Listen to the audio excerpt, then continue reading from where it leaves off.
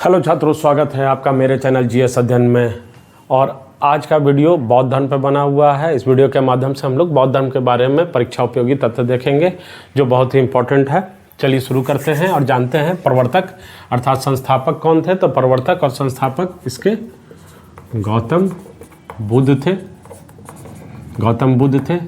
बुद्ध का शाब्दिक अर्थ ही ज्ञान होता है, याद रखिएगा। चलिए जन्म के बारे में जानते हैं। तो इनका जन्म 563 ईसा पूर्व में हुआ था। और ये चीज़ इम्पॉर्टेंट है कि बैसाख की पूर्णिमा थी, उस दिन बैसाख की पूर्णिमा थी। चलिए स्थान कौन सा था। तो स्थान लुम्बिनी वन जो कपिलवस्तु के निकट थी। कपिलवस्तु ये नेपाल के तराई में स्थित है। कपिलवस्तु तो हम लोगों ने देखा गौतम बुद्ध, जन्म 563 और स्थान लुम्बिनी। अब हम लोग जानेंगे कि पिता का क्या नाम था। तो पिता का नाम सुदोधन, जो शाक्यगण के प्रमुख थे। और इनकी माता का नाम महामाया जो कोलीय वंश की से बिलोंग करती थी। और एक चीज़ यहाँ पर बहुत इम्पॉर्टेंट है कि गौतम बुद्ध के जन्म के 7वें दिन ही इनकी माता का मृत्यु हो गया। तो आखिर लालन पालन किसने किया। तो लालन पालन प्रजापति गौतमी ने किया। ये प्रजापति गौतमी कौन थी। तो ये प्रजापति गौतमी इनकी मौसी थी, उन्होंने ही पालन पोषण किया था। अब इनका विवाह 16 वर्ष की उम्र में हुआ था और इनकी पत्नी का नाम यशोधरा था और पुत्र का नाम राहुल था। बचपन का नाम इनका सिद्धार्थ था। ये प्रश्न पूछा जाता है कि बचपन का नाम क्या था। अब जानेंगे कि सन्यास के लिए प्रेरित। तो गौतम बुद्ध को सन्यास के लिए, या सिद्धार्थ आप बोल रहे हैं कि सिद्धार्थ को सन्यास के लिए प्रेरित क्या किया, किसने किया। तो एक बार हुआ क्या कि ये सैर पर जा रहे थे और इनका सारथी था, ये रथ से जा रहे थे, इनका सारथी चन्ना। तो इन्होंने 4 घटनाएं देखी। कितनी घटना। 4 घटना जिससे ये सन्यास के लिए प्रेरित हुए। कौन कौन सी घटना था। वृद्ध व्यक्ति अर्थात बुढ़ापा व्यक्ति, दूसरा रोगी व्यक्ति, तीसरा मृत व्यक्ति देखें, और चौथा सन्यासी। इन्होंने 4 चीज़ें देखी जिससे इनको लगा कि संसार एक दुखों से भरा है, जो इनको प्रेरित किया सन्यास के लिए। तो चलिए बात करेंगे गृह त्याग। इन्होंने 29 वर्ष की उम्र में इन्होंने गृह त्याग कर दिया। तो बौद्ध धर्म के अनुसार इसे क्या कहा जाता है। महाभिनिष्क्रमण। क्या कहा जाता है। क्रमण। ये परीक्षा में आता ही है, बहुत इम्पोर्टेंट। महाभिनिष्क्रमण, इसको याद रखिएगा कि गृह त्याग को महाभिनिष्क्रमण कहा गया है। तो जब ये गृह त्याग किए तो इनके प्रथम गुरु अलार कलाम बने, जिनसे इन्होंने सांख्य दर्शन की शिक्षा ली। अब इनके द्वितीय गुरु जो थे वो थे रुद्र करामपुत।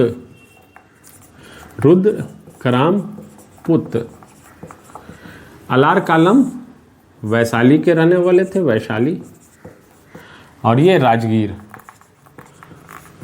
तो इम्पॉर्टेंट हमारा प्रथम गुरु ही है, क्योंकि प्रश्न प्रथम गुरु से ही ज़्यादातर आता है। द्वितीय गुरु मैं आपकी जानकारी के लिए बता दिया। अब इनको ज्ञान की प्राप्ति कहाँ हुई। तो इनको ज्ञान की प्राप्ति बैसाख की पूर्णिमा की रात निरंजना नदी जिसको फल्गु कहा जाता है, फल्गु के तट पर पीपल वृक्ष के नीचे, पीपल के वृक्ष के नीचे इनको ज्ञान की प्राप्ति हुई थी। तो ज्ञान की प्राप्ति संबोधि भी कहा जाता है, संबोधि अर्थात ज्ञान की प्राप्ति। तो इनको पीपल के नीचे ज्ञान की प्राप्ति हुई थी। स्थान कौन सा था? तो स्थान गया। तो हम लोगों ने देखा कि ज्ञान की प्राप्ति हो गई, स्थान गया हो गया। तो ये सब चीज़ें अब हम लोग जानेंगे इसमें कि प्रथम उपदेश इन्होंने कहाँ दिया, उपदेश की भाषा कौन सी थी, ये सब जानते हैं। चलिए,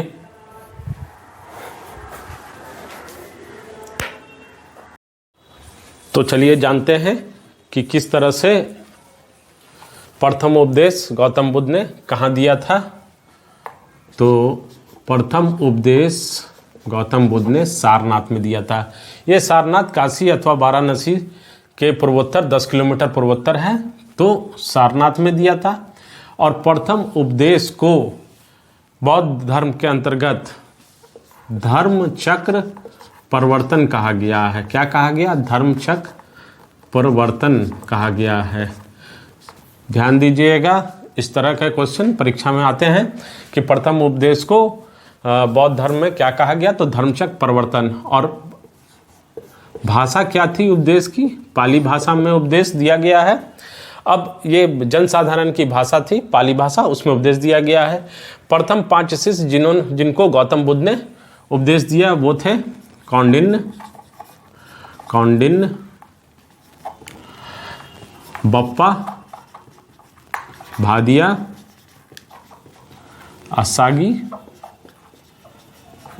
असागी और महानामा। ये 5 को इन्होंने सर्वप्रथम पहली बार उपदेश दिया था। सर्वाधिक उपदेश इन्होंने कहाँ दिया था, किस जगह दिया था? तो सर्वाधिक उपदेश श्रावस्ती, जो कि कौशल देश की राजधानी थी। किस देश की राजधानी थी? कौशल देश की राजधानी थी, है ना, देश की राजधानी थी। यहाँ इन्होंने सर्वाधिक उपदेश दिया था। अब संघ में पहली बार महिलाओं का प्रवेश। तो संघ है क्या? संघ ये धर्म के प्रचार के लिए संघ की व्यवस्था की गई थी। संघ में भी कुछ नियम कानून था कि संघ में जो एंट्री लेंगे, जो प्रवेश लेंगे, उनकी उम्र कम से कम 15 साल से अधिक होनी चाहिए और माता पिता की अनुमति से ही संघ में प्रवेश मिलता था। और किनको प्रवेश नहीं मिलता था, अनुमति प्रवेश वर्जित किनको थी? जो ऋणी थे, अपराधी थे, या जिनको कोढ़ था, वो संघ में प्रवेश नहीं ले सकते थे। तो संघ में पहली बार महिलाओं का प्रवेश कहाँ हुआ था? तो संघ में पहली बार महिलाओं का प्रवेश वैशाली में हुआ था। और पहली महिला कौन थी?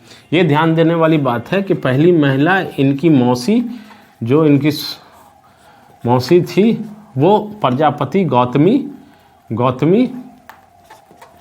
को सर्वप्रथम प्रवेश मिला था। और किनके कहने पर मिला था? कभी मिला नहीं था, तो सबसे पहले महिलाओं का प्रवेश किनके कहने पर मिला?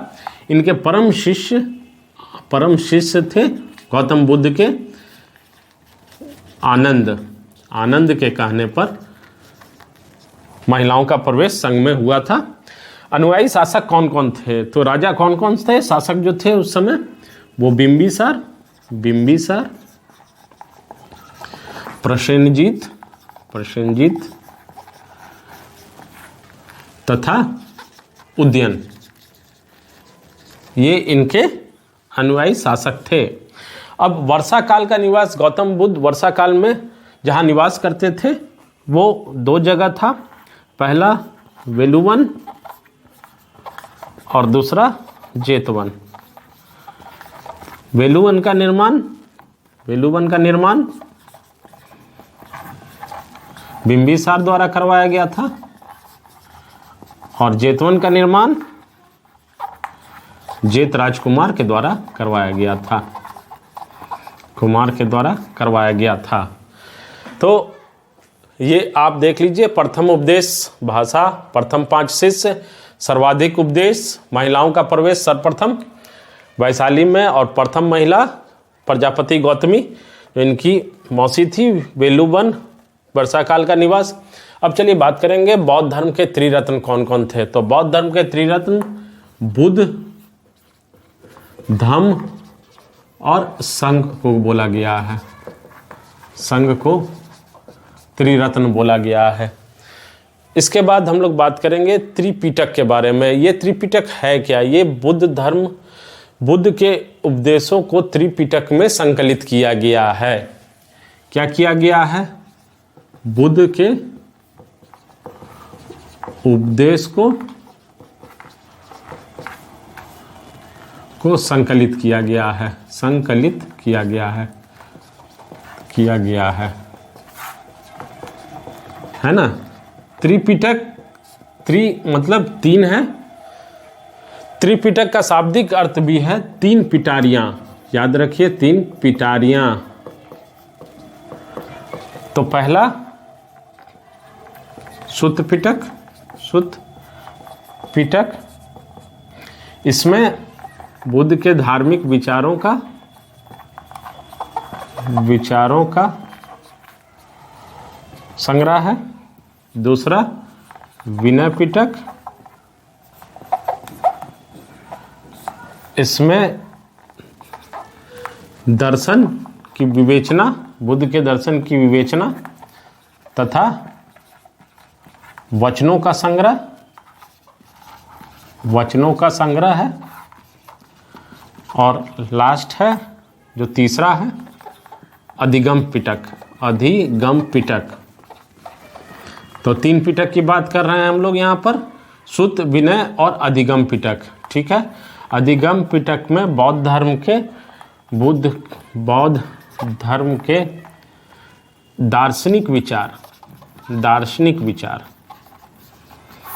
विचारों का संग्रह है। विचार हैं इसमें।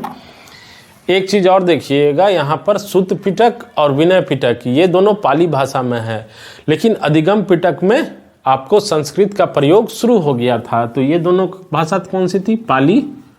और ये इसमें संस्कृत भाषा का प्रयोग शुरू हो गया था, ये ध्यान दीजिएगा। तो त्रिपिटक की बात हमने कर ली।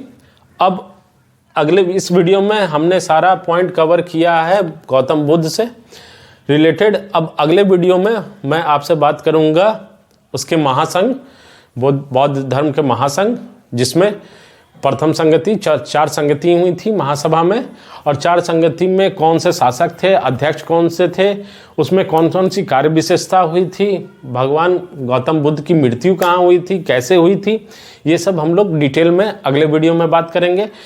तो छात्रों, अगर आपको मेरा वीडियो पसंद पड़ा होगा तो लाइक और सब्सक्राइब करें, और सब्सक्राइब करने से आपको इसके नेक्स्ट वीडियो से भी आप अपडेट रहेंगे, जो जल्दी ही मैं आपको अवेलेबल करवा रहा हूं। तो धन्यवाद छात्रों, मिलते हैं नेक्स्ट वीडियो में।